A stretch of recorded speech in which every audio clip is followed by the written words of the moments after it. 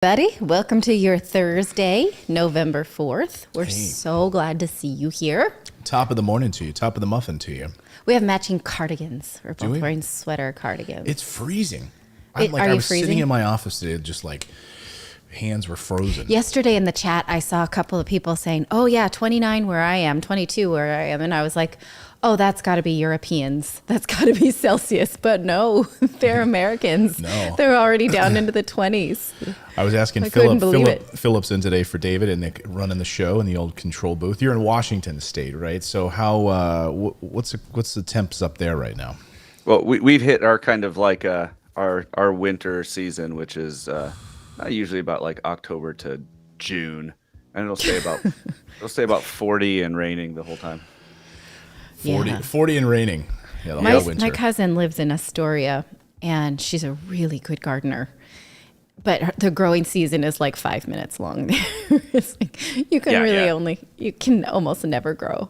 I mean, the summers are beautiful. We get like 3 months of just. Oh, actually, I have. Hang on, I got my. Hey, how are you going? I'm just hanging out in the ocean. Speaking You're of out Astoria, are you on a kayak in the middle of the ocean? Yes. Welcome from Kontiki. David does overlanding. I do over ocean. I guess over watering. No, so our summers are great out here, but they're only about 3 months long, and after that, it's just gray, dreary. And it doesn't get super cold, but so if you want to grow, you've got to really bust your butt to do it in a small season. It's great for growing lettuce and blueberries, but other than that, it's kind of. Yeah, my cousin, I can even tell you her YouTube channel. She does a lot of canning of her own things as well, and she cans her tomato sauce and her tomatillos and things like that. Yes, she's really, really good at that kind of thing. I used to have a salsa garden. Oh, so yeah. I would grow like salsa gardens, and I would can it. I would do some canning of it, and then I would also do some fermented salsas. But it's been a minute since I've done that. Yeah, it's a lot of work.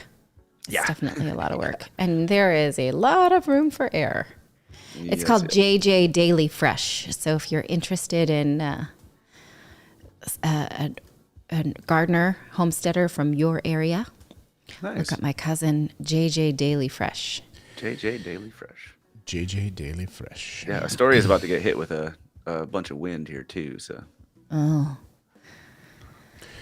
So good morning on this Thursday. Hope everyone's doing well. We're going to start the show in just a few moments. We like all the YouTube alerts to go out and all of the different alerts across social media to hit everyone. We got a lot to talk about on the show today. We've got a very latest on the stimulus craziness, the latest on what Democrats are hoping to accomplish overnight. So we'll get to that in just a few moments. We're going to talk about the price of college, which, oh my gosh, this number is pretty staggering. Yes. We're also going to talk about how the mainstream media basically has, just goes right along with the Pentagon. Whenever the Pentagon says, they just fall right in line, roll out their information like lockstep with whatever the Pentagon has to say. We'll talk about that on the show as well. Grover is. How'd you just put that in?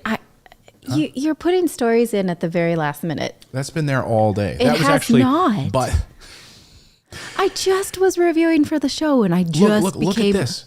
Do you notice? Even it's right there. It's right there. How did you miss this? How do you miss these? You don't need to admit that you weren't prepared. I was preparing. I do my homework. I study. Right.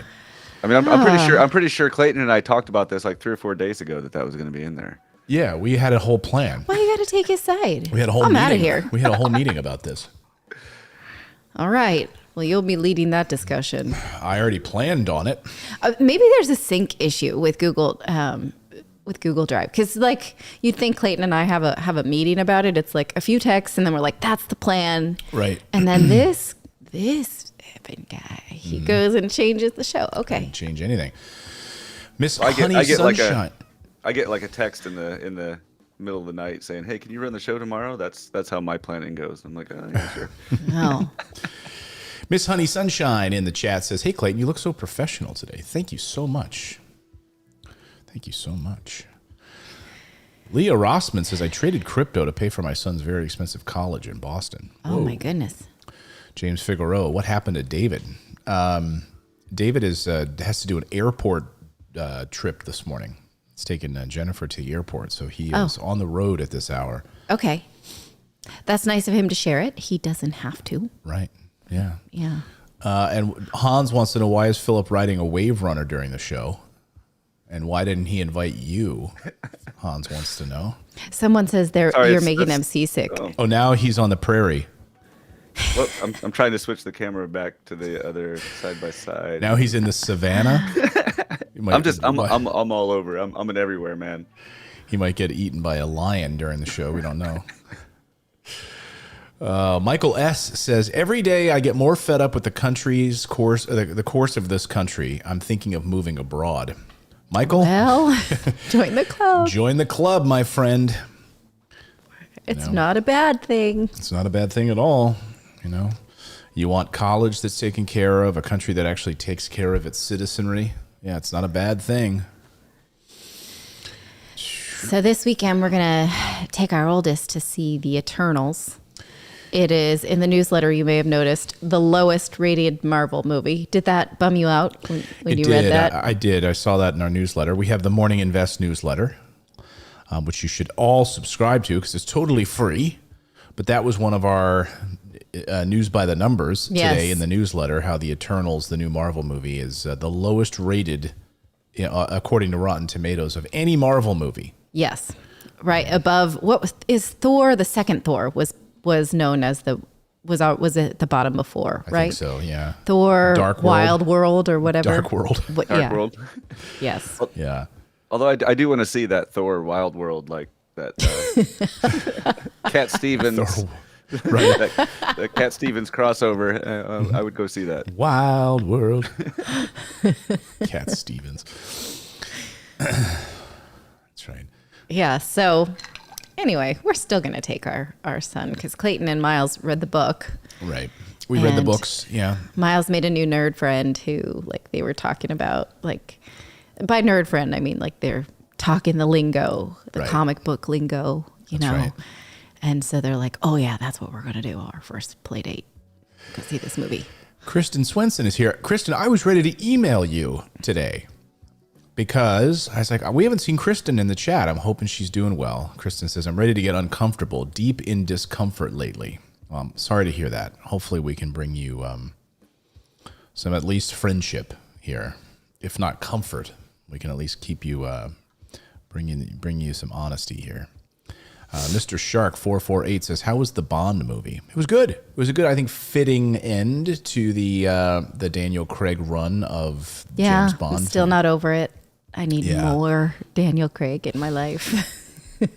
Clayton gets so upset when he comes on shirtless, and I'm like, no, I'm less upset when I find out that he literally he admitted in an interview that for him to get ready for a Bond film, it takes him 1 year. His trainer said that. Oh, his trainer says it takes him 1 year to train Daniel Craig to be ready for those shots. So the only shots. thing he's doing in that year is preparing for his next role as Bond.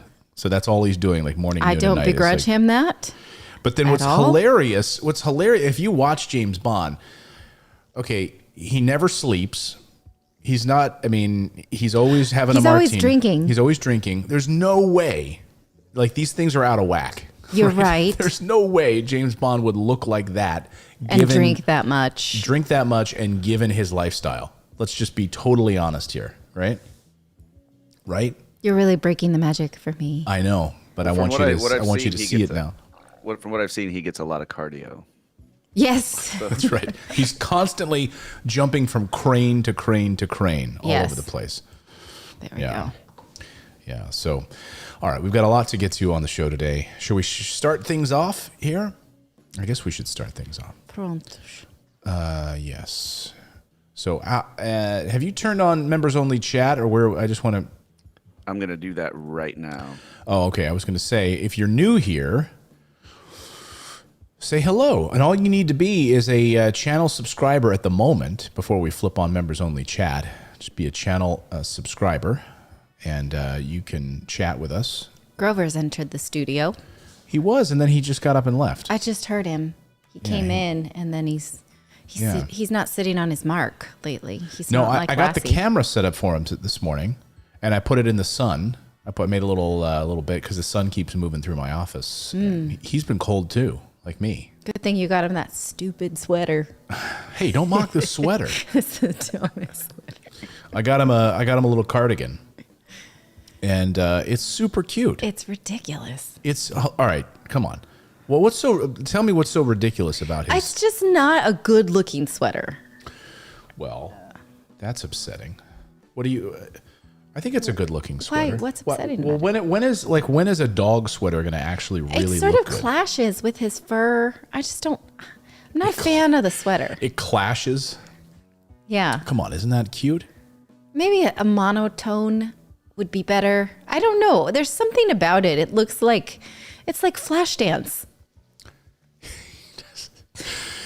Flashdance. Grover Flashdance. It's very classy. Is that like a I think crust- it's just a it looks classic cardigan.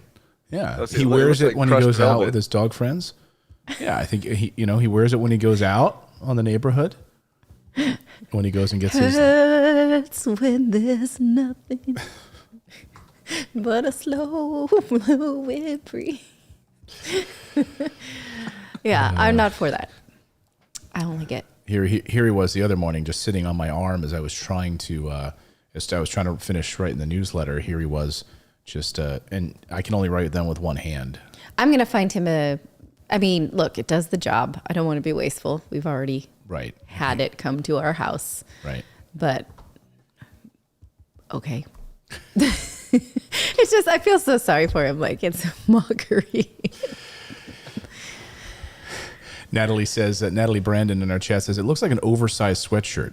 Yeah, something like your girlfriend would wear after she spends the night at the house. But he's not my girlfriend. He's Grover the dog. It's just so silly. Were there other colors to choose from? We'll see. Maybe we can get him a Christmas one. Okay. We'll get maybe like a Where Christmas. he's dressed as Christmas sweater. Santa. Right, a Christmas sweater. Okay. All right.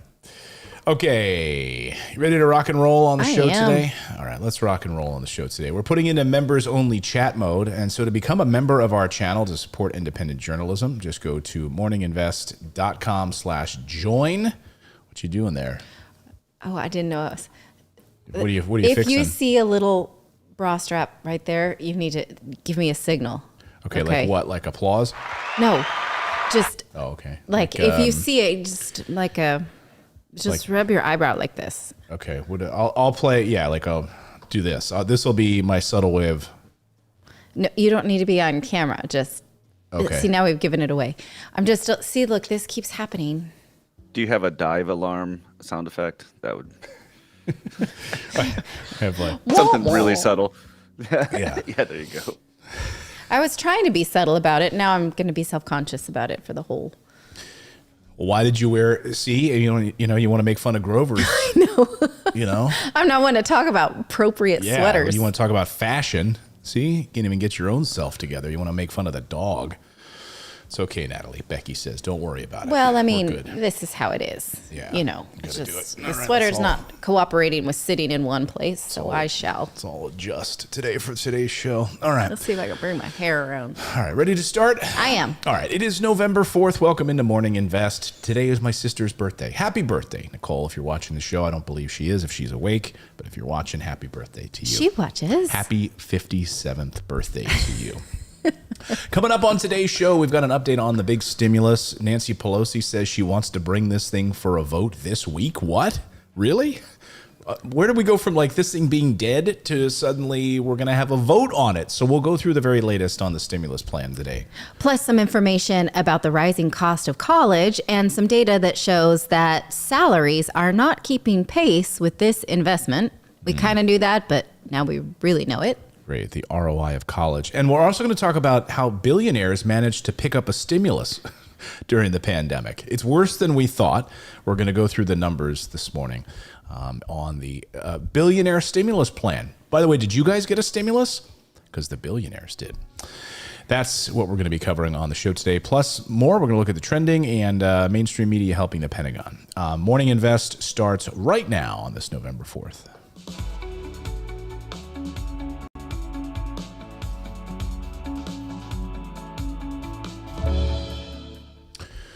All right, everybody. November 4th, some news to get to today. Hope you're having a good autumn day. It is. It's very crisp and It's freezing. a bit chilly, but we're happy to be here with you, hopefully warming you up. You have a warm drink. Yeah, I got an iced coffee, which was stupid of me this morning. Yeah, why? I don't know. I'm an idiot. I I don't know what I was thinking. Okay, well, I've got the Stein.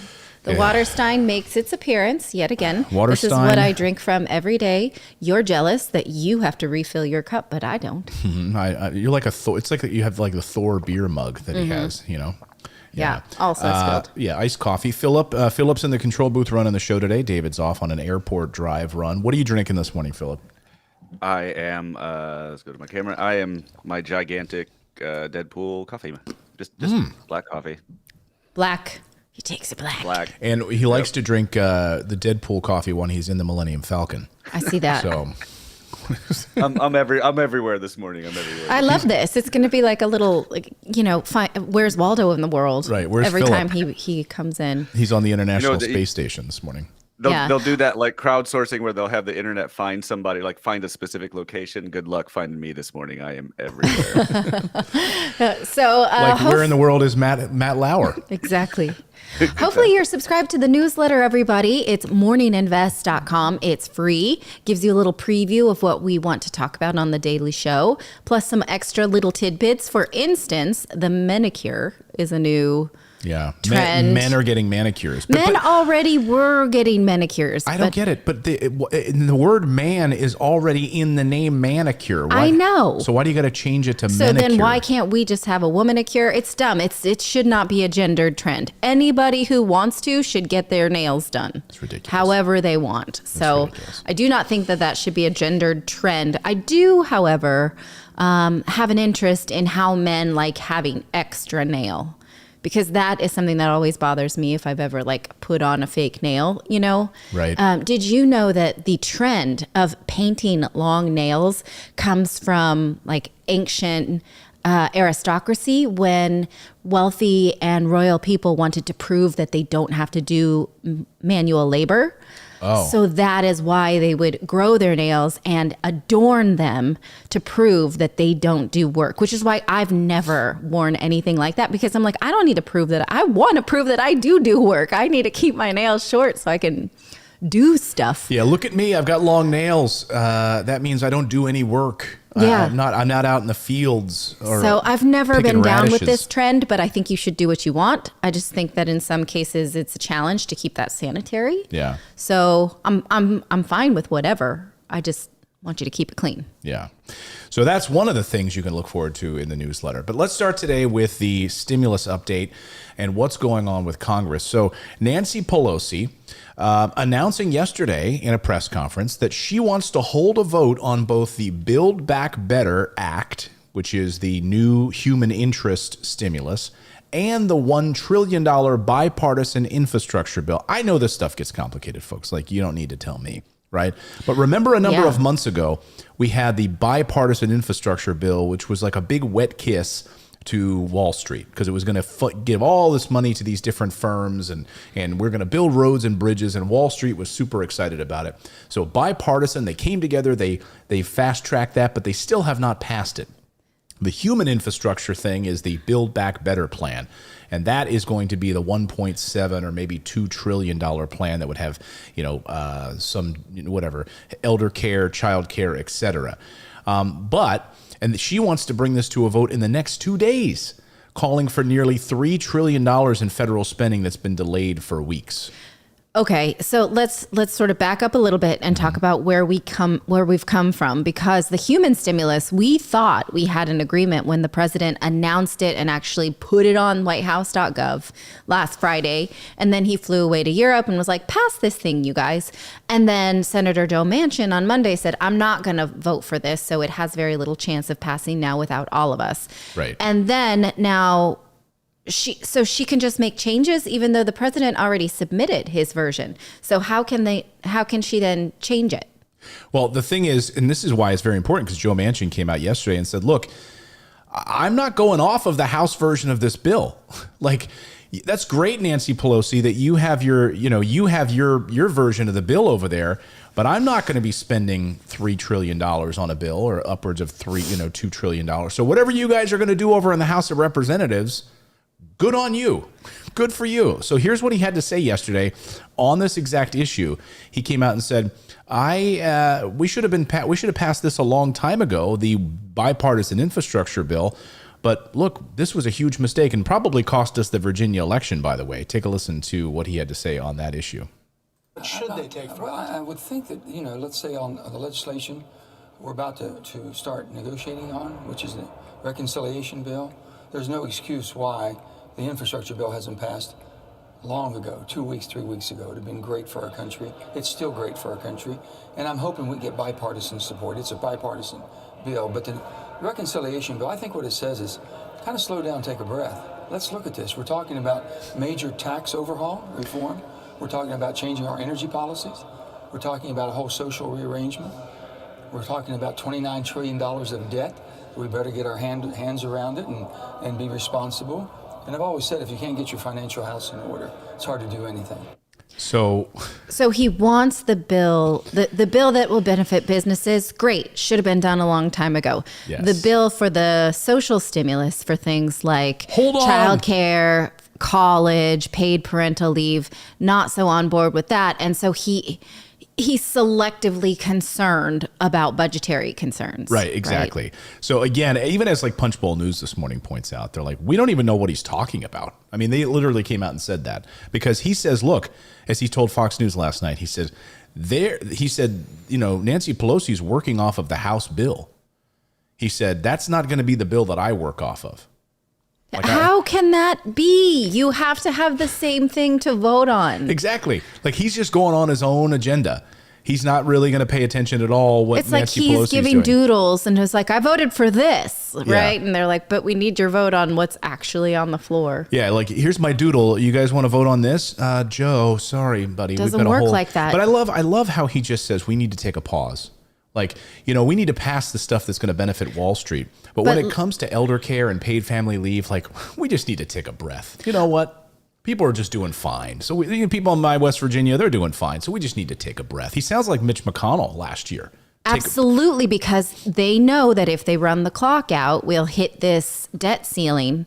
And then that will stamp down anything that they don't want to spend money on, right? Because the debt ceiling was renegotiated just weeks ago, but it will hit another limit in December.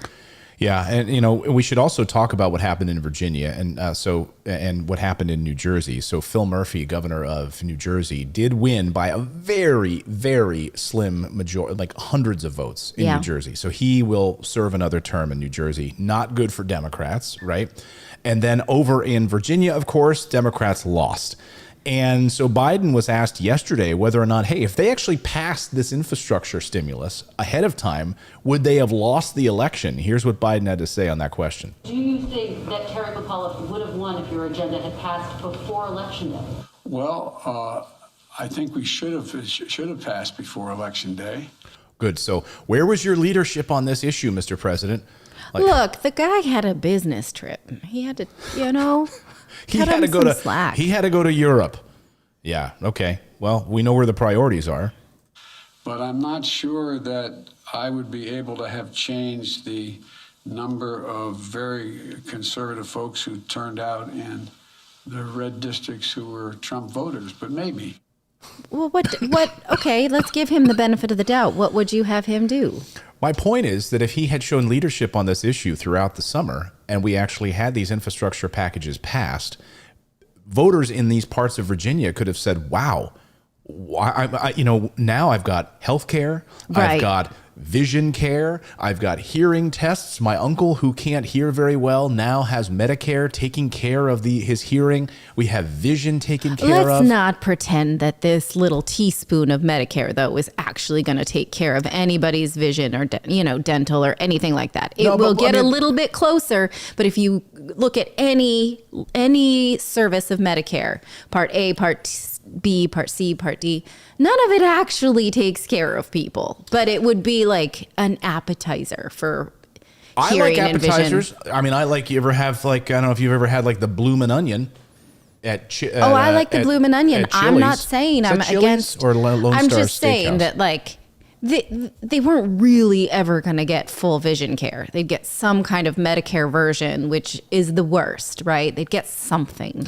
Well, they look, have nothing now. Well, look, I mean, extension of the child tax credit, $3,600 checks, Yes. right? So these $3,600 stimulus checks, well, they're going to sunset.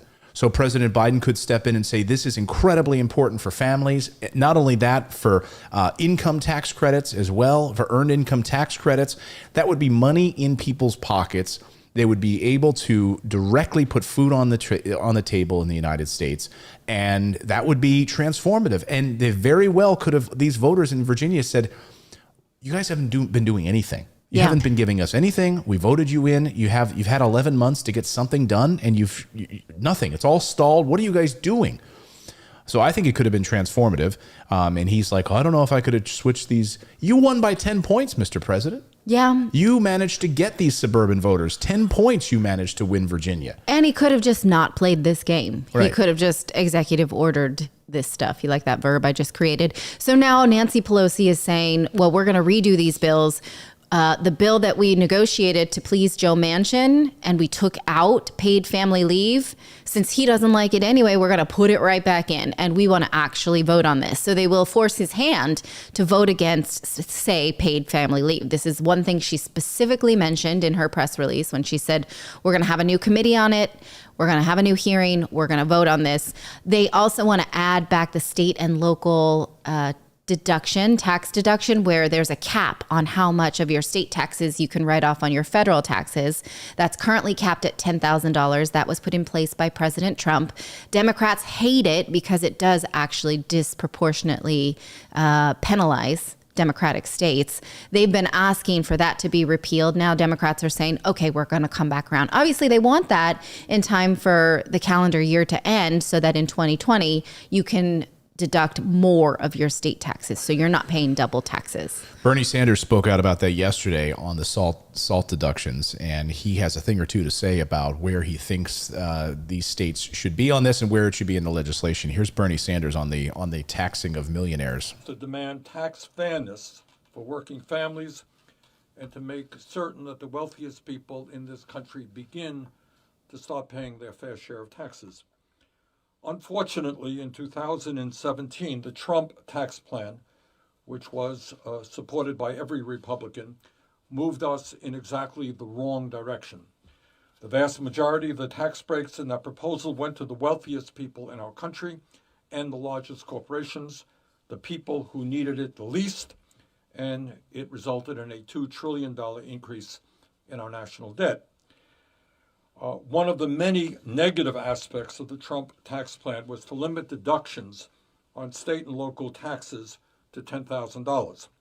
That resulted in millions of middle-class and working-class families being forced to pay more in their federal taxation. That was a regressive and unfair proposal, and this Congress must rectify it. Our accountant calls that the penalty for voting for Trump tax. How so? Because people who voted, penalty for voting against Trump. Right. Because people who voted against Trump were more likely to now be penalized by this new cap. Right. Because those people are already paying in high tax states. And so Democratic states got hit by this pretty hard. California, New Jersey, New York. And red states that have lower state taxes, they usually don't pay more than $10,000. They don't care at all.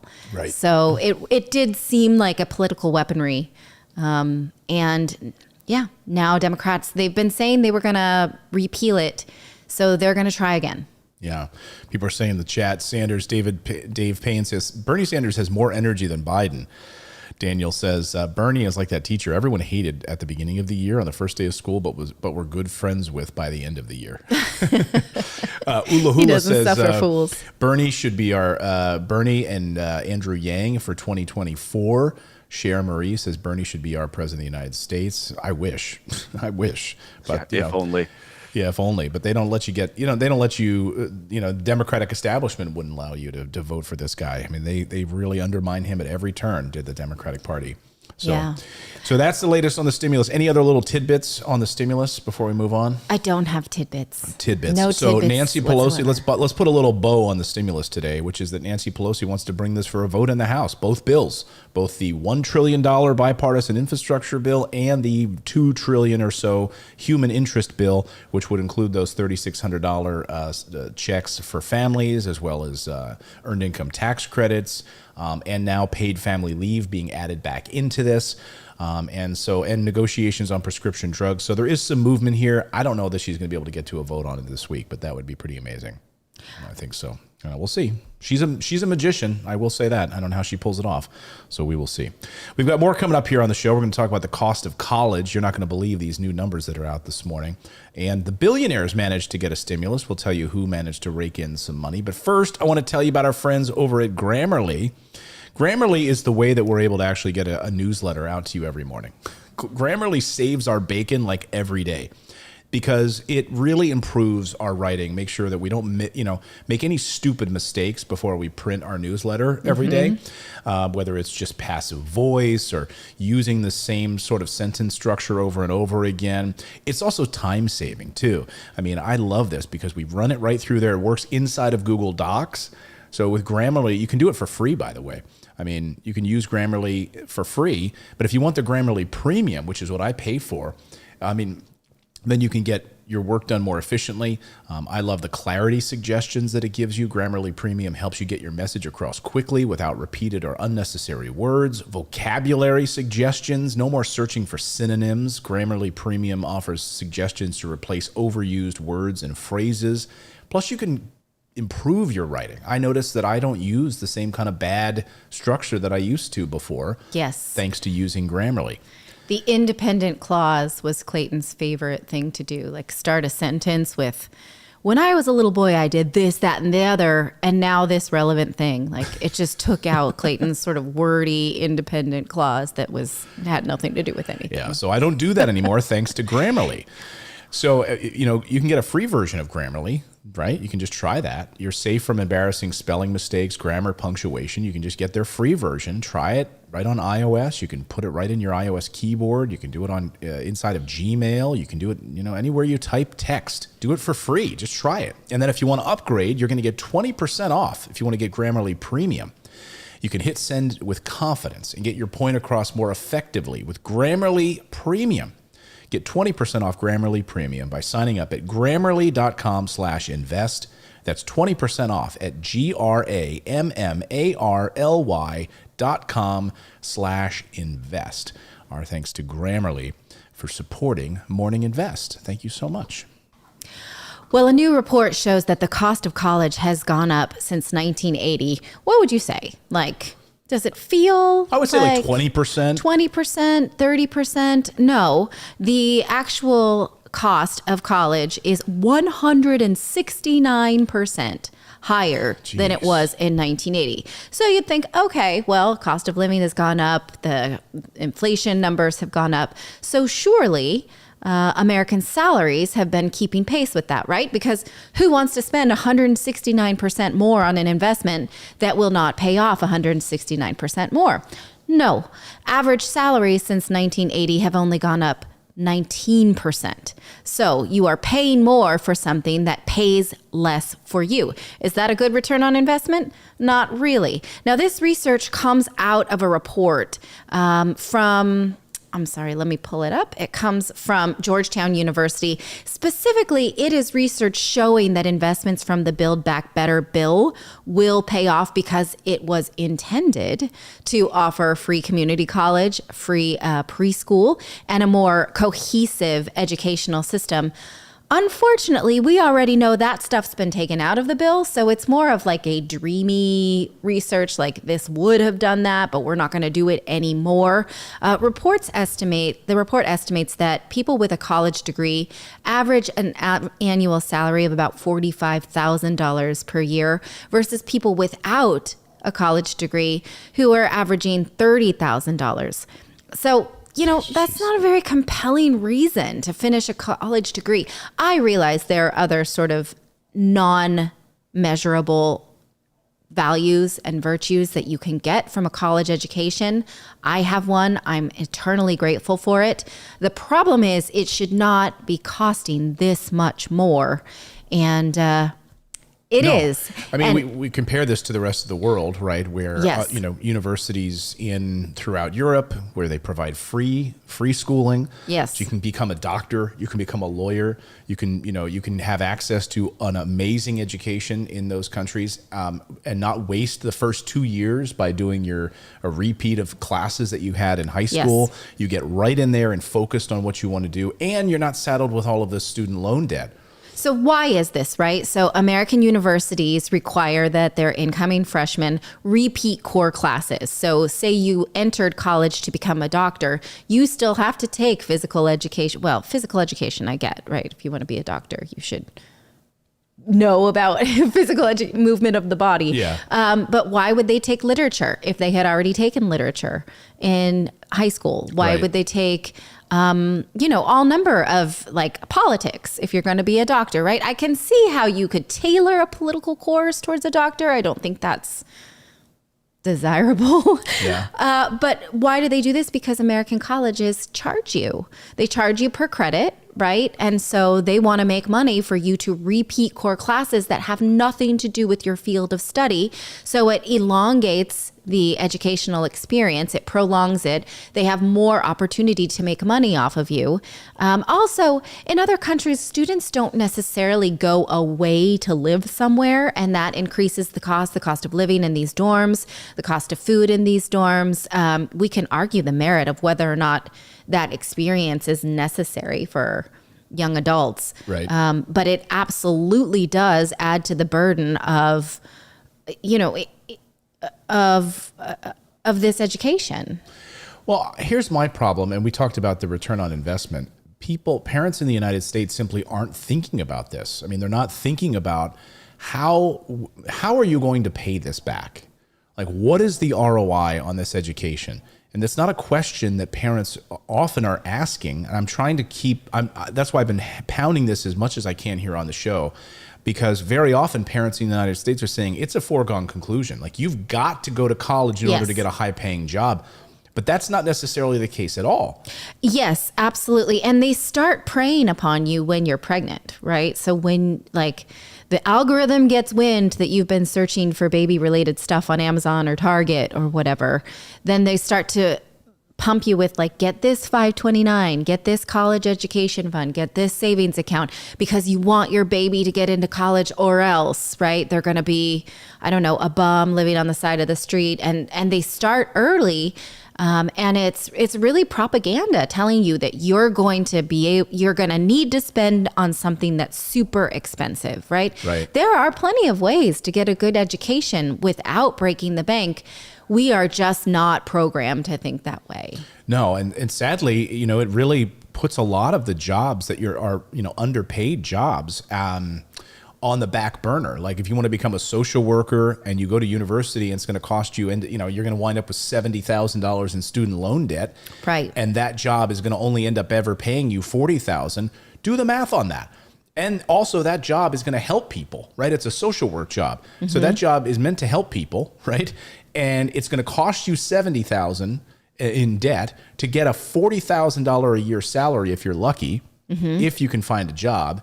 And how long is that going to take you to pay it back? I mean, that's not a good standard of living. At an exorbitant interest rate as well. These student loans do not have to sort of keep to the usury laws that there's no index on which they have to charge you. They will charge you what they think you can pay back, because they follow a different set of rules. But it's staggering. And where is, it all really, frankly, started under President Reagan.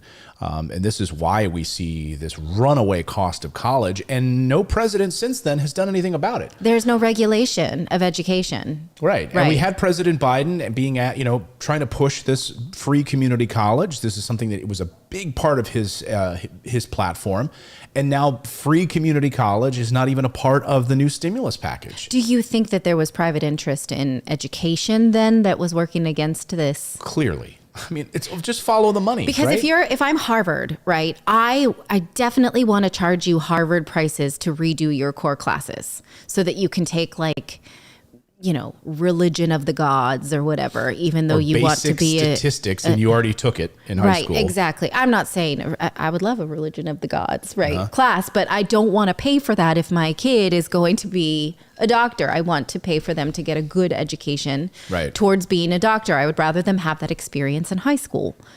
And so then if I am accepting kids with free community college who have done most of their core classes, and then I just bring them in to train them as a doctor or a lawyer, that is a lot of opportunity costs. I'm not making money charging on their core classes anymore. I don't like that. Right. Well, if I'm Harvard. Exactly. And, you know, I remember at the University of Pittsburgh, I had ridiculous classes. I mean, I had a, see if anyone out there who's watching right now, anybody in the chat room, see if you can top this for classes. It was a history of, it was a history of folk tales. Okay. Folk tales. Fine, but you are a communications major. No, I don't think that hadn't is even really identified a major yet. You know, right. So you're just there running up a bill while you're figuring yourself out. Like folk tales. Like I could tell you about like how, you know, Grimm's fairy tales got, you know, I mean, that's the kind of stuff that I was dealing with at the University of Pittsburgh in those first few years. Yeah. I mean, I took a parcourse class. Like, what is that? Parcourse, where you run around the park and you like do pull-ups and walk the balance How much beam. did that class cost you? It's the same per unit, you know, but that's an expensive class for someone who's a journalism major. Why am I taking parcourse? Like, I'm not saying I didn't like it, right? But I also could take a parkour class with like at the gym or something like that. Like, do I need that experience like at here, that go run rate? around a park. Go run around a park for an hour, and we'll charge you $7,000. And I can read the like bulletins that are at the park course, right? Everyone knows what a park course is. You run around the park, and there's like there's a man who's like drawn with the 1970s Kermit the Frog gym wear, right? Who's like doing and it just says how to do a pull up. Like Philip did the park course before the show this morning, and that's why I wake up park course every morning. No, it's funny because no. I was at Ball State. I was an environmental chemistry major at Ball State in like the early 2000s, and I was a senior. And then I ended up getting married, had a kid, so took like some time off. And when I went back, I went to Portland State, and at Portland State, they made me go back and retake all of the core classes because I think I went in there with like 129 credits. So but they wouldn't let me graduate. I couldn't just take a few classes and graduate. I had to go through their entire core curriculum. So like I was in it. I'm like in my like mid 30s, and I'm sitting in the class with a bunch of freshmen taking like one of them was like environment in the city or something like that. It was just like it was so bizarre, but it ended up like just crushing me because I was like working full time. I had a family. I'm trying to finish my education, and I'm stuck with burdened with all these classes that I just flat out don't need. And the thing is, I was old enough. I wasn't like an 18 or 19-year-old. I knew better. I knew I didn't need them. And so, it's just like, I'm sitting in there like, seriously, I do not need this. But it's like some administrator says, no, these are not going to count, so you need to pay to redo it here at this school. And when you're 18 or 19, you're like, oh, okay. They said no, so I'll do it again. Yeah. But as adults now, we know better. And it's like, no, you just want to make money instead of accepting their curriculum where I took it somewhere else. Then I have to redo it. It's really a messed up system. It's what this study that we're talking about called a disjointed approach, which is a nice way to put it to education in the United States. A disjointed approach to education in the United States. How about a total disaster? Yeah, I was going to say, that's the best euphemism for broken I've ever heard. Right. Yes. A disjointed approach. Ridiculous. 160% increase in 169% increase in the cost of college in the United States. And we're getting less. We're getting a crappier education, and we're paying way more for it. This super chat that we've got right now, it bears repeating. Rumpelgold says, what happened to apprenticeships? And actually, there's a woman by the name of Diane Ravitch who kind of pioneered the science of education. And she points out that the human experience was supposed to be an apprenticeship. That we are supposed to learn by doing. We are supposed to learn by hands-on. Someone shows us and then we try it.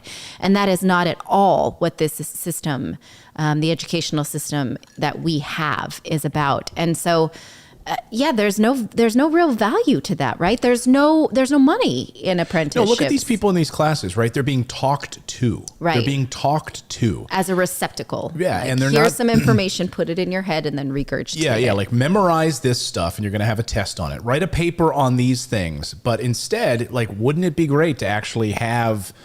as you're pointing out, like, go out there in the trades, like Rumpelgold talks about, train on the job, spend, instead of spending money on college. Like at the University of Pittsburgh, I had to create a self-design major because they didn't have a broadcast journalism, degree.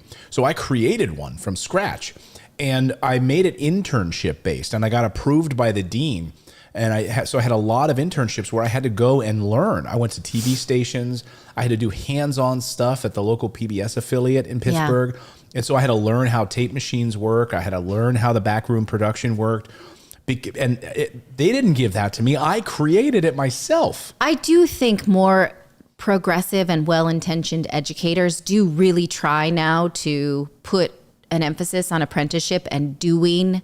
I definitely feel like a lot of the more educated teachers that our children have right now do that. But, another thing worth looking into is that a lot of tenured professors don't give a AF, if you know what I'm talking about. They get their tenure, they show up, they want to write their books, they want to go on Oprah, right?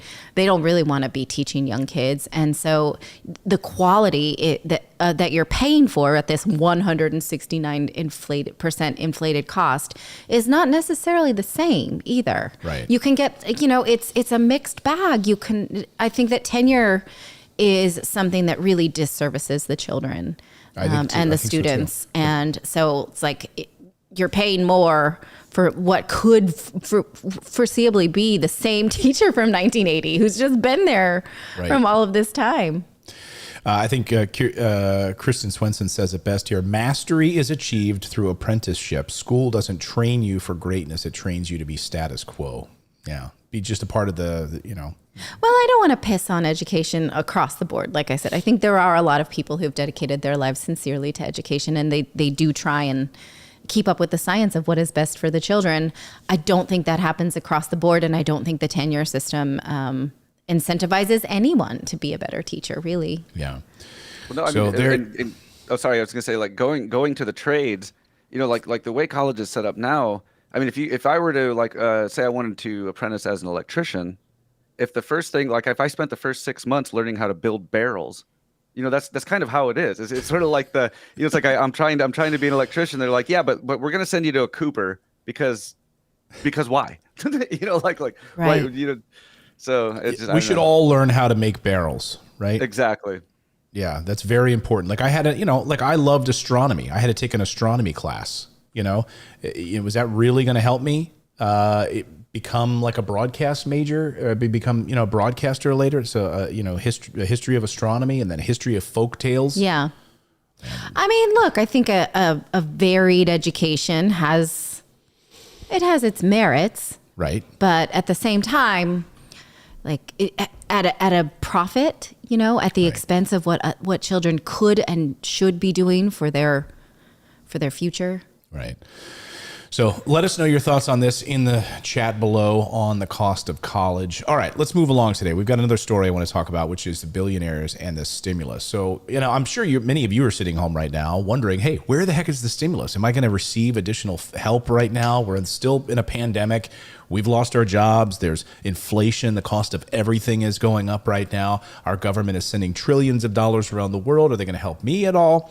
Well, a new story out this morning from ProPublica details the billionaires that have been receiving taxpayer-funded stimulus checks during the pandemic, because these people need it.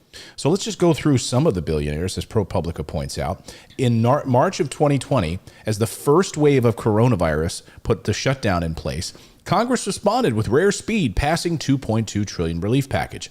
Well, turns out that they only used a simple filter to determine who was eligible for assistance.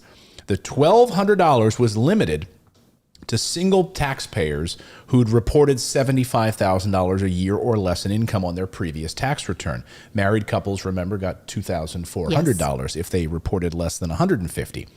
Well, and the money was sent out automatically, right? It was sent out automatically to those who were qualified. But according to Forbes, people like Ira Rennert, worth $3.7 billion, did not appear to need cash, but managed to get, because he's got, by the way, 62,000 square foot home in the Hamptons, one of the largest houses in the country. He managed to get a $2,400 check from the government. George Soros, prominent hedge fund manager and who donates all that money to politics, who's worth $8.6 billion, managed to get stimulus money as well. They didn't need the CARES money. ProPublica went through IRS records and identified at least 18 billionaires who received stimulus payments, which were funded by U.S. taxpayers in the spring of 2020. Hundreds of ultra-wealthy taxpayers also got stimulus checks. And why? I mean, that's the big question here is why. The wealthy taxpayers who received the stimulus checks got them because they came in under the government's income threshold. Mm-hmm. So they technically aren't reporting that income. They're keeping it as artificially low as possible, and yet they have billions of dollars that they're sitting in their bank accounts that they're not reporting their income a certain way, so they're managing then to get different stimulus money to help them out of a jam because they really need this. I think this is an unfair gotcha story. You do? Yes, I do. I feel like this is BS. Like, what's BS about it? Because you are allowed to make a loss in any taxable year. So yes, these people have high net worth, but who's to say they didn't have a bad year in 2019 and they actually did lose? And the only threshold that the IRS has is, did you report a loss on your taxes this year? Right? Okay. And so if they did that, that's the threshold. The IRS does not collect your net worth. And you are supposed to reinvest your money. That is what grows a government. That is what helps a country. So, okay, you're a high net worth individual. You made $1 million, but you spent $1.2 million, right? Because you have a dream. You want to invest in something. You want to invest in a company. So then that year you take a loss because you invested more than you made. So then you make a stimulus. That doesn't mean, so then you're eligible for a stimulus check.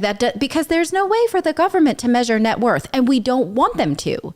If they're measuring net worth, then they're going to try and tax things, right, that maybe are not exchanged in that given year. And that's how it works. You report a loss because you invested. We need people to reinvest in businesses, to reinvest their money. So, okay, yes, they didn't need it. I don't think this is a gotcha story. I feel like it is because it's naming these people for what was not, for a system that they didn't create. So some of these people said, well, we gave it back. Some of these people, and also, let's say you made, I don't know, $1 million, and you're paying your taxes on your personal income, right? But your business reported a loss. You still paid a heck of a lot of taxes. For you to get a $1,200 check one time, what is that? Like you're still contributing to the growth of society.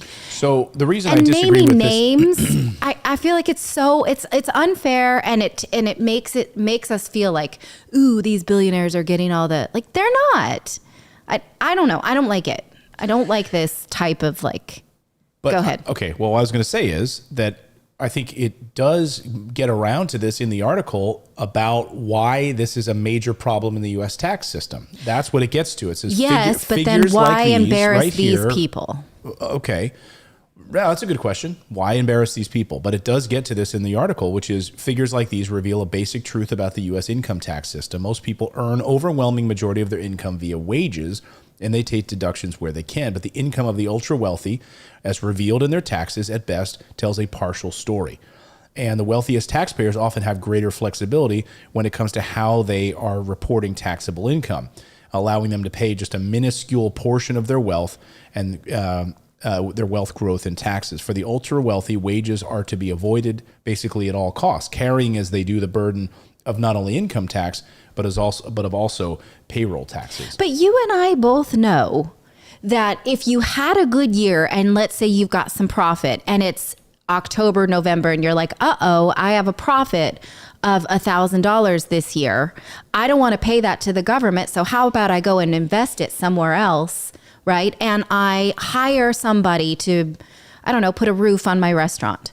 Or okay, good. I no longer have a profit. Now I have a loss. Even though I have a restaurant, which is worth a lot, I've just done something that's good for my community by hiring the roofer, right? And so I'm worth a lot, but I don't pay taxes now on profit. So should I be embarrassed for taking a $1,200 stimulus check and named names in ProPublica? No. Well, first of all, I agree. Here's where I agree with you. I think the issue that I'm talking about is the trouble with the entire tax system and the infrastructure at the IRS. But explain to me how they could have done this better. If it's like you reported an income. How many dead people received? That's not what we're talking about, though. Well, it is, because we're talking about billionaires. Well, there are also people who didn't actually reported income above that level that were billionaires that still got stimulus checks. So what kind of outdated software or computer systems are they using where they're sending out stimulus checks to dead people? And there are people who are watching our show right now who are still waiting for tax refunds. Mm-hmm. So you see where there's this, if you're a billionaire, you get a stimulus check, and then people sitting here waiting on tax refunds that they still haven't gotten that information. Yes, I get it. But if they're going to set a threshold and say anybody who reported $75,000 or less, then it has to go to people who lost last year. And you don't know based on that threshold if okay, I'm George Soros, but I actually am hurting because all of my businesses are shut down and I can't. You don't know. If this is the threshold, this is the threshold. And I think it just sucks to it names NFL players here who then didn't know how to respond to ProPublica. And that's just a crappy thing to do to somebody. No, I agree with that part. What do I know? Because as they point out in the article here at one point, consider two stimulus recipients with similarly huge incomes in 2018. Timothy Headington is an oil mogul, real estate developer, and executive on such films as World War Z and Argo. He's worth $1.4 billion. He had $62 million in income in 2018. Afterwards, $342 million in write-offs. So his final result was a negative $280 million. But don't you want him to be reinvesting that money? Those write-offs means he hired people. He bought things. I am agreeing with you on this. That's why I'm pointing this part out. But then we shouldn't be naming his name. Exactly. We're doing the exact same thing that this article did. Well, that's what I'm saying. I'm saying this is an example of what's their problem. They're literally showing that he had negative $291 million. And so the IRS, based on income taxes, just sent him a stimulus check because he had those losses in the year prior. Right. So they looked at him as it's it's not for us to say he shouldn't have it. They looked at him as destitute, right? I'm talking about the system. I'm talking about the structure of the system, the income tax structure, and the IRS distribution methods that are a total mess, and why they can be so quick to ask people to send them money, but they can't manage to get money out to the people that need it the most and as quickly as they can. Okay, but what I feel is that these progressive journalists at ProPublica thought we can embarrass some billionaires by pointing out but that's not the complete story. Mm. It's a cheap shot at these people, and we shouldn't do the same thing and name these names. Let us know what you think about that in the chat below. That's why I chose the story. Because it pissed me off. Exactly. So we could get into a discussion about it. Well, excuse me. But I think it's interesting that, so if somebody's running at that kind of a loss, like a negative 280 million, but yet still considered a billionaire, something in that to me reflects that the tax system is really broken because it's not an accurate reporting of worth. So they're just looking at income, and I get that they need some kind of metric. They need something to measure it all by. But if you're running at negative 280 million a year and you're still considered a billionaire, there's an issue with that something is broken. There's not accurate reporting of actual wealth. It's just based on income, which I get that we have an income tax, not a wealth tax, but it does reflect how kind of broken that system is, that you can be both losing more than you make and still be a billionaire. That's a problem to me. Yeah, and that's what I think I was speaking to, this idea of this broken system, right? We're so devoted to wages. Yes. Right? And when we talk about taxing the wealthy, we're not talking really about taxing people like George Soros or these people named in this piece. What we're talking about taxing and what it ends up disproportionately affecting are those people that are wealthy that work for wages. I'm talking specifically about doctors, right? Those always come to mind, right? They work 18-hour days. Yeah. They're getting a paycheck from a hospital. They're technically considered wealthy. They went to school for 13 years, right, to save lives or do whatever, and they're getting paid, $400,000 and maybe $500,000 a year as a doctor working 18 hours a day, and their taxes, because they're receiving wages, end up going through the roof. Meanwhile, someone like Warren Buffett or someone who just can report passive income or capital gains investments doesn't get taxed nearly in the same bracket as those who are wealthy and working at a job. So it's an out of whack system that clearly needs to be fixed. But I'm not on board with this. Like, they should have given it back. I absolutely don't think you should give money back to the government. Look what they do with it, right? I'm not like this sort of like, look at these people. They are worth a lot, but they lost last year, but let's embarrass them and see if they gave it back. Like, no. Yeah. No, that makes me extremely uncomfortable.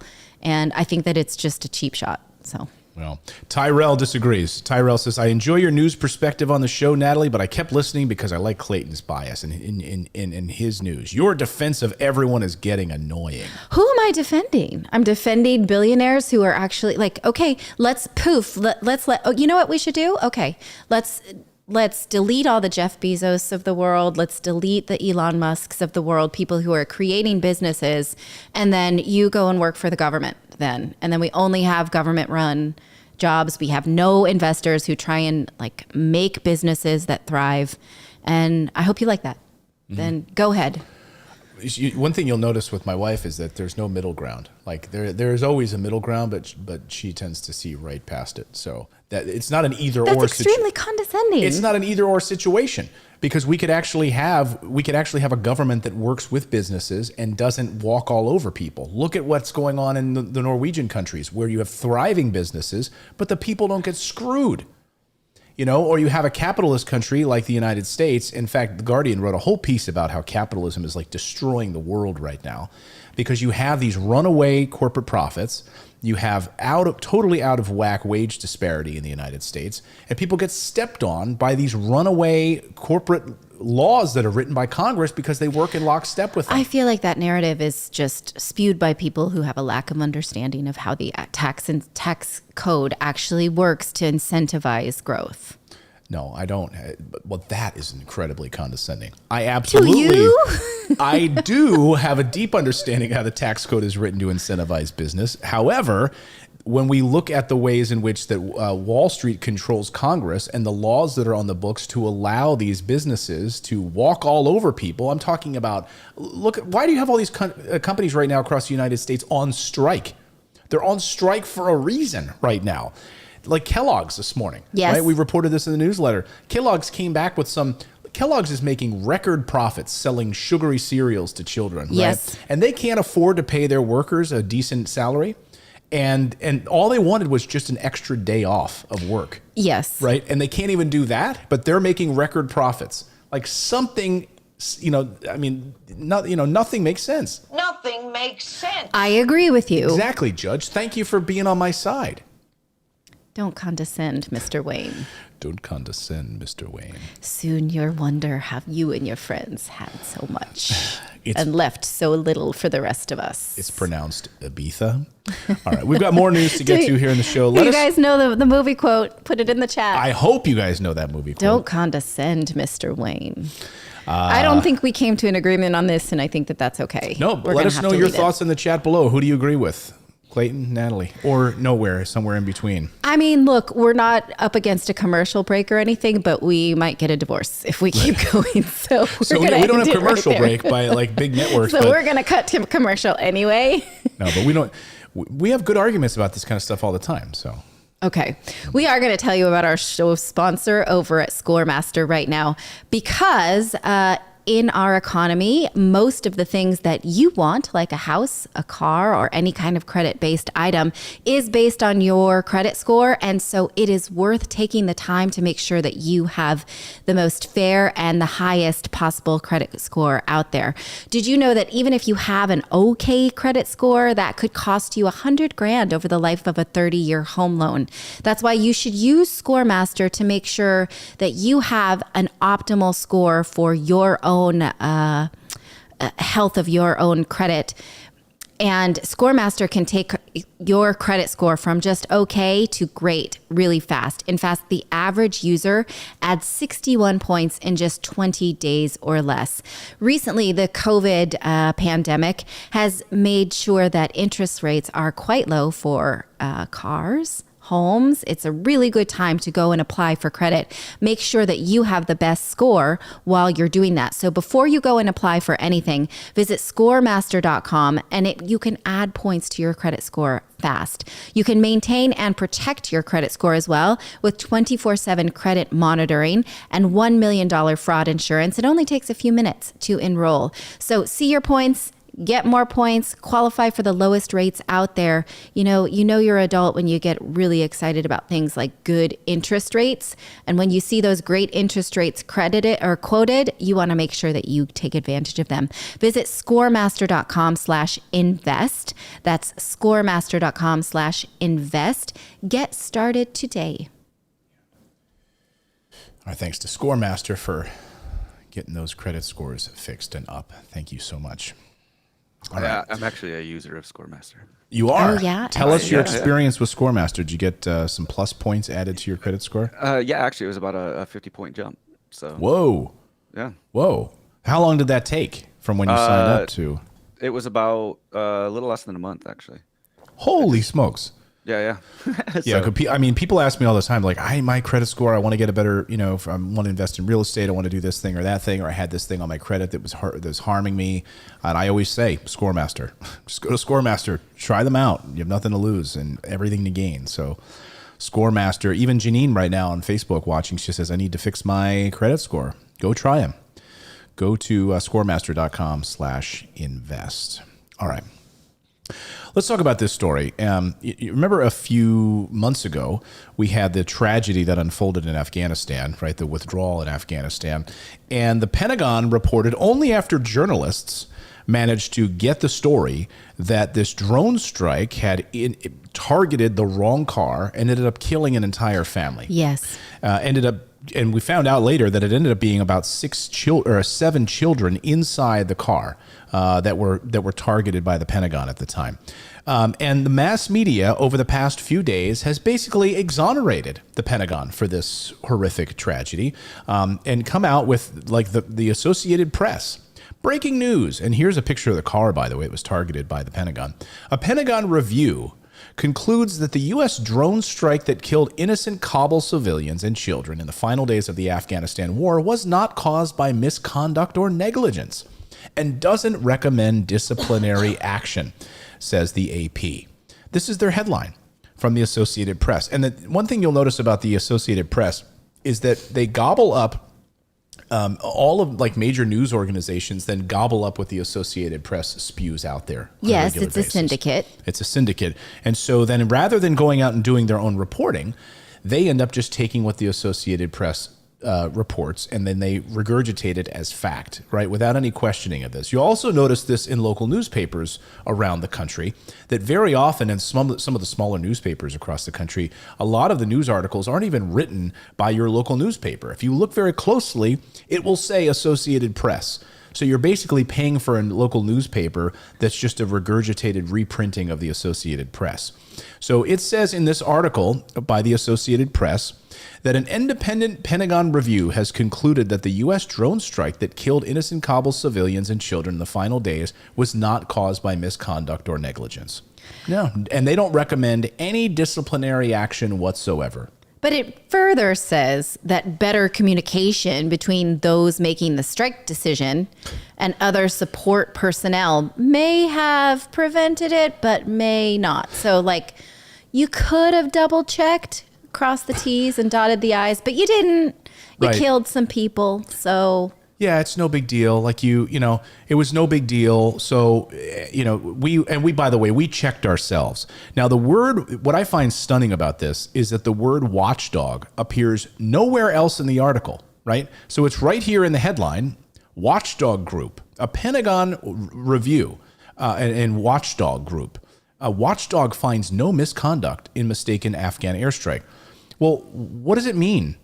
Why don't they have the word watchdog anywhere else in the article? Because it's calculatingly chosen by the AP. Because basically, most people only read headlines. Yes. Right? So when people hear the word watchdog in reference to scrutiny, as Caitlin Johnson points out, they naturally think of the standard usage of that term. Parties outside the institution being watched, like Amnesty International or American Civil Liberties Union. Right? Is that what I would think? Right? Like, oh, there's a whole other group. There's watchdogs. Yeah. They're checking over the fact that we just killed children in Afghanistan. Oh, good. This watchdog group? No. In fact, these watchdog groups are government institutions that are literally part of the military that are looking into this. The review was done by Air Force Lieutenant General Sami Said, found that there were breakdowns in communication and in the process of identifying and confirming the target of the bombing, according to senior defense officials familiar with the report. So the U.S. Air Force is doing its own investigation into the Department of Defense. So like literally, and I love this like meme, we investigated ourselves and we cleared ourselves of any wrongdoing. That's basically what, that's exactly what it was. Like we investigated ourselves and cleared ourselves of any wrongdoing. I mean, it's very capricious, these quotes, right? So he looked at the video of that day and it showed that 2 minutes before the strike, there was evidence that there was a child in the area. But he's like, you know, I'm not saying it's 100% obvious. You have to be like looking for it. Shouldn't we be looking for that if you're going to drop a bomb? Like, what else? What are we looking for? Dogs, lizards, snakes? Like, let's not bomb any of those things. And you know, we can all point to these very like opaque government agencies. So we can just the President of the United States has been doing this. President Trump did this. President Biden has done this. Well, our intelligence community, they gave us their assessment. And so we can just pass this crap off on these like behind the scenes, Wizard of Oz, opaque government agencies, this watchdog. So there's nothing wrong here, nothing to see here. And by the way, the only way we even know about this errant drone strike is because journalists were there covering it. How many hundreds of these drone strikes that killed civilians? I mean, we killed thousands of civilians in Afghanistan. Yeah. You know, I was reading an Economist piece this morning about just the horrible, horrible situation in Afghanistan right now.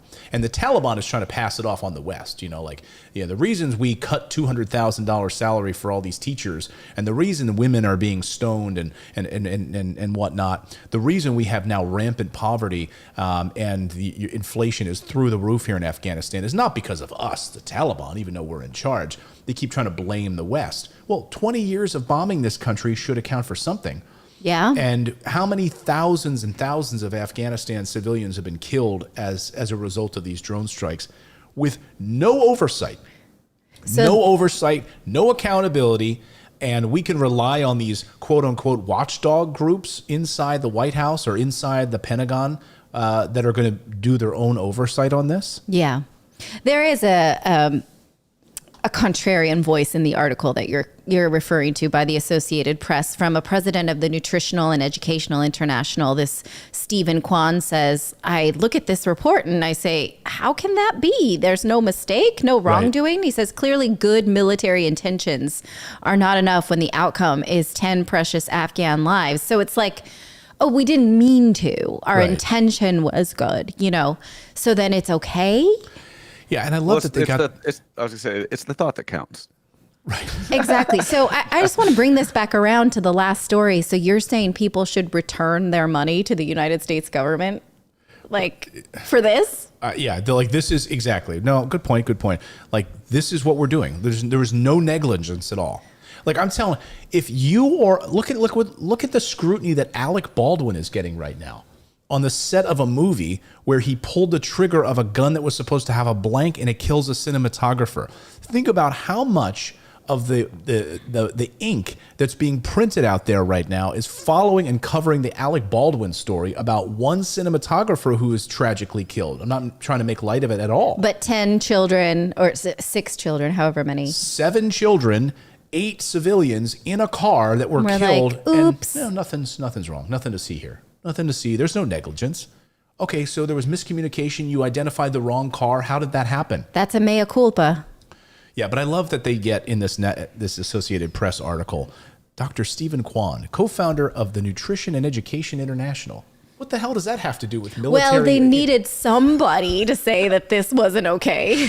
They got Stephen Kwan of the Nutrition and Education International. Because no one else is willing to say that's not okay. They could have, the Associated Press could have been like, we went down to a local Walmart and asked John as he was coming out with his Thanksgiving meal prep, what do you think about this? I don't know much about it, but I think they're probably okay. I mean, that's literally, to me, it's like the same thing. I guess they just need a contrarian voice, and this dude was willing to say something. But we also. I want to be in the newsroom when they're like, okay, who do we have this against this? Like, what about that nutrition guy? Oh yeah, what about that guy. What about that guy who we use on occasionally when we write articles about the keto diet? Can we get that guy to comment on this? It sounds very much like an Onion. You ever see the Onion Onion articles where they always have like the bits at the end where like people are commenting on it, and it's always like these just totally made up like people. It just sounds like that, where they're all the same picture but different names, and yeah, it sounds like that. Area resident is upset. Exactly. Oh, we go out and find an area resident who's upset about this. Let me just finish with this, because I think this is a good insight by Caitlin Johnson. She says, the world is dominated by opaque and unaccountable government agencies who are legitimized and normalized by the mass media. The Pentagon killed 10 people, she says, none of whom were combatants, 7 of whom were children, and the Pentagon lied about it. It got exposed by journalists, investigated itself, and found that those who perpetrated the attack were not even guilty of so much as negligence. Then they classified the report and called it a day. Done. This is like China. This is exactly what China does, by the way. And then the mass media legitimized this by calling it an independent investigation conducted by a watchdog. Her biggest gripe here is that the mass media takes this garbage that's spoon-fed by the Pentagon and then just regurgitates it, and basically it's like a mouthpiece for the Pentagon. And then the mainstream media runs with these stories, and then nothing to see here. We're all done. We're all good. It's okay. It's okay. It's all good. Okay. There you go. Okay. Well, we're not saying that. No, I'm not. We don't think it was okay. I don't either. Let's move on to what's trending, shall we? This is the part where we tell you what's going on the internet, and you can participate if you'd like, or go seek out the conversation if you so choose. Happy Diwali is trending. This is the Hindu festival of lights. It is a typical 5-day celebration. It symbolizes victory over darkness, much like the pagan celebration of Samhain, because we are going into the darkest days of the year in the northern hemisphere. Diwali is a celebration of victory over light, victory of light over darkness, good over evil, and knowledge over ignorance. So that's fun to watch. Happy Diwali. Yeah. Online. See if the Pentagon could get a little okay, Diwali. no, let's not bring that around. Hashtag expose NJ is trending because some people are calling foul on the governor's race where Phil Murphy narrowly won. Some videos show a woman. Do you have this video? This woman is like, see, she's trying to vote for the Republican candidate, and she keeps pushing and pushing and pushing, and it does not click in that candidate. I don't know if she eventually just asked for a new screen or asked let's to listen, write it in. I listened to this soundbite. Okay. She's like, look, I'm trying to vote for the Republican. It won't let me do it. It does not work. Don't hit it. Hold it. Don't hit it. Hold it. Okay, I'm holding it. Okay, I'm holding. But now if I go to the box to the right, the Democrat, Phil Murphy, watch. Too easy. I can vote for him, but I can't vote for him. I mean, talk about... It is not. She's but pissed. The other candidate is doing it. That's very interesting. Yeah, that is very interesting. Okay. I don't know. We're not an independent investigative branch. No, you know what we should do? Don't know. We should have the Democrats investigate that machine. Okay. So that, we investigated ourselves and we cleared ourselves of any wrongdoing. There are other videos sort of like that. I mean, look, this is anecdotal. We don't want to say, but this is trending because people are feeling like every vote needs to count in a race that's this close, and users are calling foul on the results. Yeah. SpongeBob's is trending. That's because this is a meme. Do you have the meme, the video? Which one is it? Like we have it here. I've got it, but which one is it? Let me see. SpongeBob's. I had it in here. I don't see it, but I'll tell you about it anyway. This is a meme where you type in 30 billion SpongeBob's verses, and you see like what would be defeated by 30 billion SpongeBob's. The suggested search term is Goku because the meme says that it would take that many SpongeBob's to defeat Goku in Dragon Ball. It comes from a popular YouTube video posted in. It took me forever to figure that out. I'm like, what are we doing here with the SpongeBob's? Okay, John Lewis Christmas advert 2021 is trending. This is not John Lewis, the late American representative. This is a high-end retail store in the UK, and the retailer released an early Christmas ad, and it's gone viral. Do you have it here? Yes. There it is. Yeah, it's all right. She makes it home in the end. Okay, I don't mean to give that away, but she does. But in real world, the Pentagon would take her and examine her and dissect her. Exactly. Right? She wouldn't get. There's this cute scene where he tries to give her mince pies, and she eats the muffin tin, and he's like, "No, you just eat the mince pie." So it's sweet. Okay, I'm not sure exactly how it promotes like buying things for Christmas, but nevertheless. Charles Cow is trending because he is the Google Doodle today. It would be the birthday of the late engineer. He died in 2018, but he's known as the father of fiber optics. He's also called the godfather of broadband, the father of fiber optic communications. Man, he's got a lot of kids. Does he? Oh, yes. He's the father. Right. I get it. I get what you're saying here. That one was lost on me. He won the Nobel Prize in Physics in 2009. He was also knighted by Queen Elizabeth in 2010. And so people clicked on his Google Doodle to see more about him. All right. Hi, guys. Aaron Rodgers is trending because he tested positive for COVID and he is unvaccinated. He had previously indicated in a press conference that he was vaccinated, and now people are saying this is shady. Do you have his video responding to that? Okay. He will not play in this Sunday's game against the Chiefs. And when asked if he was vaccinated, it was a bit vague. He said, "I've been immunized." And people are like, "No, that's not what that means." And so now they're calling him a liar. Are you vaccinated, and what's your stance on vaccinations? Yeah, I've been immunized. There's a lot of conversation around it. So then he talks about his teammates and such, and people are calling that an outright lie. Okay, so let's unpack this a little bit, because the way that the SB Nation article said that he's an absolute liar, like the way that he answered the question, he said, "Yeah, I'm immunized." So, okay, he's lying about, I guess, being vaccinated, but he's talking about I guess, according to reports, he had COVID before and believed that he had natural immunity, I guess. So he said, "I've been immunized." By the virus itself is what he meant. On vaccinations? Yeah, I've been immunized. Yeah, I've been immunized. The way that the SB Nation makes it seem in their article is that there was like a yeah, and then like a pause, and then I've been like he's answering yes to the immunization question of getting an actual vaccine. So I don't know. It's a little different than the way that the article makes it seem, but okay, I am not going to opine on that. People are just pissed that he has COVID again. He can't play, and he led. And they think that I just don't want to go down that. She's like, I am not going to opine about this, but I really think that this is bad. I think that the way that I'm not going to. I don't think anything about it. If I might feel differently if I were like training with his team, but I'm not. So. Well, it just speaks to this, like the politicization, the politicization right now of vaccines across the country and mandates and mean, we're seeing this with police departments who are holding, rallies in Brooklyn right now. Because look, he could have had his blood tested and had the same amount of antibodies as a vaccinated person and felt comfortable with that. But the rest of the world does not. So what they specifically did not ask him was, did you have a shot in your arm? Like Nancy Dubin in the chat says. He did not answer that question. Right. So, okay, I don't care. Well, Tip Top Properties says, hey, the vax doesn't prevent catching or spreading it.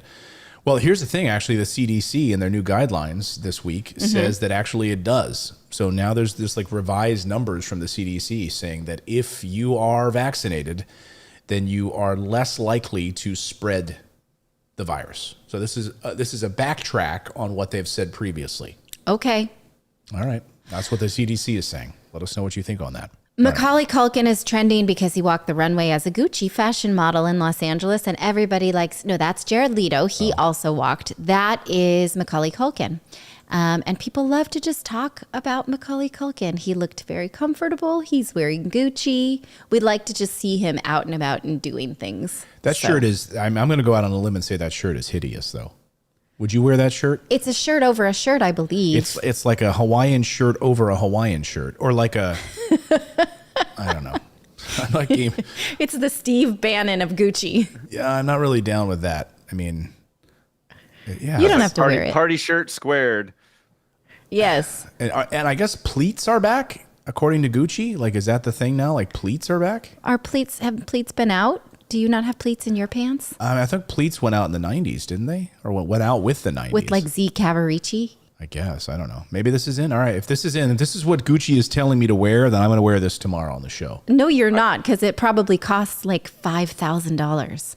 All right. I'll get no, I probably have something just this ugly in my closet. But I don't think in that vein of ugly. I think my kids have a tie-dyed shirt. I don't have no problem with that. I like what Jared Leto's wearing. Go back to that. It's just, but like, you need a shirt under that. That's a little weird too. And zoom in on the pants. They've got some nice like studding. Can you do that?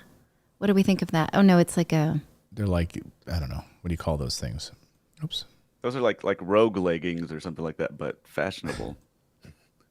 I never know which way to go with this. There we go. Yeah, I'm fine with that. Where's the, what did he wear a few weeks ago? That's something he was trending because he was wearing something really bizarre. I don't remember. Some big hat or something. Let us know if anyone knows in the chat what he was wearing. Yeah. And then singer Phoebe Bridgers, do you have hers? I do. I like what she's wearing too. That's cool. Yeah. All right. I like that. I'd wear that. Yeah, I like that jacket. I like that she's got a tuba. She's got like a clarinet case that she's carrying with her. Well, that's very like 1960s flight attendant look, like with the hat. Yeah, yeah. Zoom in on the boots. I might be cool on those boots. Not him, her. Oops, sorry. So, okay. Yeah, Gucci got people talking about their clothes because they put them on Macaulay Culkin. Okay. Yeah. Those are flats. They're like rain boots or something. Yeah, I was going to say they look like galoshes. I'm going to go out on a limb and say you do not need any more shoes. Okay? Me? Yes, you do not. I don't. No. So, okay, that's all, everybody. That's what's trending. Do we have any super chats we'd like to get to before we sign off? Oh, we sure do. Give me a second here. So going all the way back to the beginning, Lorraine Scales Chowan. Clayton, what about the petition for stimulus? Yeah, I mean, it has millions of signatures now, but sadly, no one's paying attention to it. So there's quite a petition for it, but no one's paying attention to the darn thing. So Carol Maciel, here in Maine, every time I go get food, it's higher. Every time I go get food, it's higher. I work at a huge grocery store chain and can't afford to buy food at the store I work at. In Maine? Jeez. Wow. Yep. Dallin Ford said $1.99 super chat. It's a test. The test worked. We see it. So. Oh, good. Roger that. Rumple Gold. What happened to apprenticeship? Oh, we already covered that one. Train on the job. Why spend on college? Joshua Wilson. My wife has a double master's degree in teaching, over 160s in debt. Holy cow. Jeez, as a Louise. Teacher. Wow. I mean, that is something we absolutely should train people to do on the government. Don't you Yeah, think? exactly. Tyrell Immel, thousands of businesses that don't cheat the system got shut down in the last year. Omitting facts and dancing around the truth is lying. I'm not quite sure what that was in reference to. I mean, I know what story it was, but I'm not sure what the... Okay. We investigated ourselves and we found that we did not lie. How about that? Yeah. Joshua Wilson, culture will gobble up policy every time. Regarding the businesses that shut down that were legitimate, I just downloaded a book. I've not read it yet, but if anybody wants to read it with me, it's called The War on Small Business, how the government used the pandemic to, what's the rest of this title? Anyway, if you want a book club with me, to crush, give me the full title. Anyway, it's by a woman named Carol Roth, how the government used the pandemic to crush the backbone of America. So I'm with you on that super chat. And if you want a book club with me, find me on Goodreads. It's Natalie Morris. Dalen Ford says, hey, Clayton, are you guys still going to be hiring on Indeed soon? Very interested. Yeah, we're actually doing an inside sales position that we've got to put it up there. So on Indeed, it's just been taking us a while to do that. So yeah, check it out when it's there. By the way, we just got word. Someone in the chat said Buster Posey is retiring. Yes, I got that. I saw that earlier. It also was trending. Yeah, catcher for the San Francisco Giants. I thought he had retired a while ago, but because he's been around for quite a while. So yeah. long storied career for the San Francisco Giants. So thanks for sharing. My kids have like baby onesies, Buster Posey. And I try to switch them out of that into Phillies gear all the time.